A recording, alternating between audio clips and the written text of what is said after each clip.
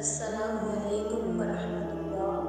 نظر بد حقیقت ہے اور بہت ڈر لگتا ہے، کیونکہ حدیث میں ہے کہ رسول اللہ صلی اللہ علیہ وسلم نے فرمایا کہ نظر بد اونٹ کو ہانڈی تک لے جاتی ہے، مطلب صحت مند اونٹ کو بھی ختم کر دیتی ہے، اتنی نظر کھا جاتی ہے۔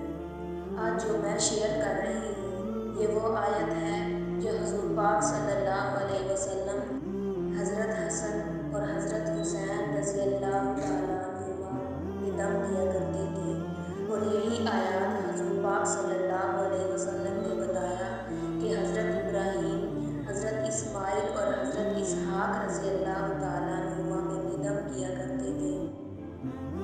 سنن ابن ماجہ کی حدیث ہے کہ حضرت عبداللہ بن عباس سے روایت ہے کہ رسول اللہ صلی اللہ علیہ وسلم حضرت حسن اور حضرت حسین کو دم کیا کرتے تھے۔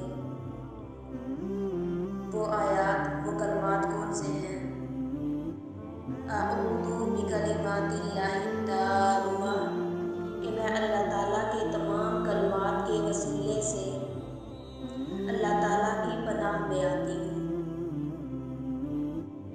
من کل شیطان وہامہ، اور ہر شیطان اور زہریلے جانور سے، اور جیسے کہ وائرس، جیسے کرونا وائرس آیا تھا، اس کے علاوہ فلو جیسے وائرس، یعنی ہر اس زہریلی چیز سے پناہ چاہتی ہوں۔ وَمِن كُلِّ عَيْنٍ لَامَّةٍ، اور ہر وہ چیز، ہر وہ آنکھ جو دیوانہ کر دینے والی ہو، یعنی وہ آنکھ جو حسد کرنے والی ہو، اسے اللہ کی پناہ میں آتی ہوں۔ اس دعا کو آپ سب لوگ یاد کریں۔ یہ دعا اپنے اوپر اور اپنے بچوں کے اوپر دم کر سکتے ہیں، کیونکہ آج کل میڈیا کے دور میں ہم فیس بک، انسٹاگرام یا واٹس ایپ پہ اپنے بچوں کی یا کئی اور چیزوں کی فوٹو یا کئی چیزیں ایسے پوسٹ کر دیتے ہیں۔ اور دوسری بات یہ بھی ہے کہ ہم جو بھی چیز شیئر کرتے ہیں، ہم اچھی چیز شیئر کرتے ہیں، لیکن ہماری لائف میں دونوں چیزیں چل رہی ہوتی ہیں، یعنی ہم خوش بھی ہوتے ہیں، ہم غمگین بھی ہوتے ہیں، دونوں پہلو۔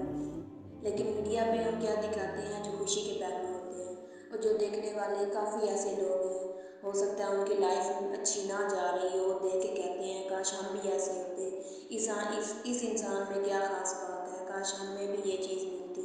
تو یہ بھی کیا ہے، اسے بھی نظر